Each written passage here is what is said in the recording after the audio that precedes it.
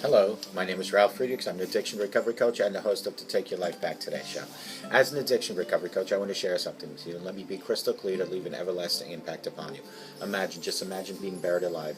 You're in a coffin, but you know you're not dead. You don't know how to get out of that coffin. You tried lifting the lid, but the enormous weight of the lid prevents you from opening it. You tried banging on the lid to unsettle the dirt that's upon the lid. Maybe somebody will start digging their way down towards you. This is what it's like to feel at the lowest point of alcohol and drug addiction. You know you need help, you know you can't do it on your own, but you don't know how to get help. In reality, there are probably people standing by your grave. You just don't know that. You just think you're going to die. Usually, though, people don't think about death when they're habitually abusing drugs and alcohol. In order to defeat an addiction, you have to be great at repressing the fear of death. I often ask you, my audience, did it ever cross your mind while you were abusing drugs and alcohol that maybe, just maybe, you might overdose and take something that was preciously given to you by the Lord Jesus Christ called life away from you? And if that's not selfish enough, you will take that life away from the people that love and count and need you most. Your mother, your father, your husband, your wife, your brother, your sister, your children, even your grandchildren. With this, let me leave one last thought. Don't be like the person that I'm reading about on these index cards. Instead, give me a call at 844-405-HELP and let me help you take your life back, for your life is gone. I want to jump right into this segment, but I do want to just tell you, if you need an addiction recovery coach, if you can't get a hold of me, call Larry Geis at 516-458-2741 or go to www.odysseyconsultant.org. Larry Geis, 516-458-2741. Keeping promises is the topic today. Honoring promises is high on my list of requirements and being a person of integrity. There are a lot of people that I know that never keep their promise. They promise and always renege on the promises.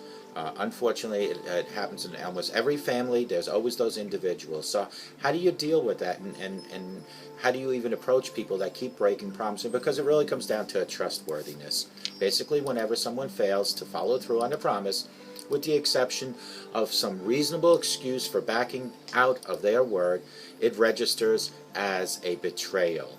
Whenever I've had a promise made to me broken, it has affected me adversely because it's a matter of trust. If you've ever been stood up, then you understand where I'm coming from. No one likes to be forgotten or dumped upon. Frankly, folks, that is a hurting situation. How good are you with your word? My first memory of being a recipient of a broken promise was, maybe when I was a child. It could have been could have been a brother that maybe made a promise, or it could have even been a grandparent that made a promise. And you make a pact with your brother. Maybe, let's say, you want to meet for soccer, but those are all innocent promises that get broken, and they are not made as adults. But when you're an adult and you make promises and you don't follow through, and you do it consistently and you do it each and every time, after a while, whoever you're making that promise to will eventually not even listen to you. So if you're going to make promises, you have to stick to them. And if you can't stick to them, you better have a damn good reason, and not the same reason every single time. So stick with your promises and try to follow through on each and every one of them. And you will start seeing that people will start trusting you better. When a promise is made to me, I feel betrayed when it doesn't happen. Let's say if my brother made a promise, I would yell at my brother and possibly call him a liar. But again, you were children back then. Maybe my brother would just shrug his shoulders and said, well, I changed my mind. In my opinion, when a person breaks a promise, it becomes a lie. That person becomes a liar, and it's a bargain breaker. And I wasn't about to let any person get away with it. The ruckus I was making to get this person or individuals in my life to start going by their promises is to start possibly pointing them out. This was good. I thought it because I was certain that if I pointed it out to the person, that this person would maybe say, okay, maybe I am making too many promises and I need to stop doing it if I know I'm going to break it. Is it ever okay to break a promise? Well, every circumstance is different. Granted, people do have a right to change their mind from time to time. It is understandable that occasional circumstances can arise after the fact that make the following through on commitments unfeasible. But if you routinely routinely, meaning all the time, renege on your promises, or if on the flip side you are often the recipient of broken promises, it is time to re-look at the situation.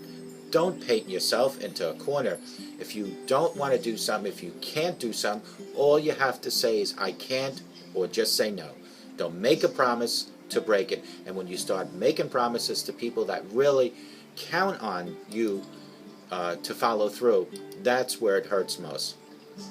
I had a frank discussion with a friend of mine who broke a couple of their promises in the few years that have passed.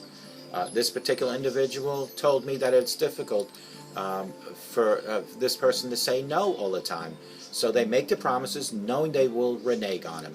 Not being able to say no was how this particular person would paint herself into corners. Since this person couldn't say no, that person either be stuck doing things the person would rather not do, or would have devised a creative excuse to renege on the promises that was made. And that is a no-no. Personally, I would rather be told no in the first place. I would respect and honor that response a lot more than promises being made for the person to come up with every excuse in the book not to follow through. It is worse to have someone back out of the last minute with some lame excuses because they are not becoming and they are repetitiously the same. If you identify with individuals who can't say no, then please try to understand that you are not doing anyone a favor for bending backward to please them, and at that point you need to stand a firm ground. All those yes promises are eventually going to cause you to back out of a commitment yourself. And when this happens, you will lose the trust of the very person you were trying to please. So stop making those excuses and promises if you know you can't do something. Are you too demanding of others? Many of us experience intimidating demands from the bully in the schoolyard or from an overboarding boss at work. We agree outrageous terms for these individuals to secure our bodily safety and financial security. We soon learn to skip recess to avoid the bully and shirk out duties whenever the boss head is turned. If you have a bully like that and you make promises to give him your lunch and all that to be protected, that is a promise that if you don't follow through could actually hurt you. And this is my point. If you're making promises to certain people, those promises that are not being kept can come back to hurt you. So be careful who you make promises to, and you know, try to follow through the best you can. And please work on yourself, because whether or not you believe this, a promise made and a promise not kept over and over and over makes you look like that you're not trustworthy and you have become a liar. And folks, it is the worst feeling in the world for someone to experience. So if you can't make something, just say no. If you don't want to do something, just say no. But every time you say yes, and every time you break that promise, life will show you that people around you will not be interested in communicating with you anymore, because it is wrong. Please start saying no. Do you feel your priority should always come first? In other words, if you made a promise and now you decide you want to go shopping, is that more important than the promise you made? It is important for you to always have it your way. If you identify yourself as you being number one and not the people in your life that you love most, then you need to take an inventory of your personal life, because people around you is what makes you tick each and every day. It makes your life go. And if you start disappointing people that you keep making promises to, things will not look very good for you at the end of the day.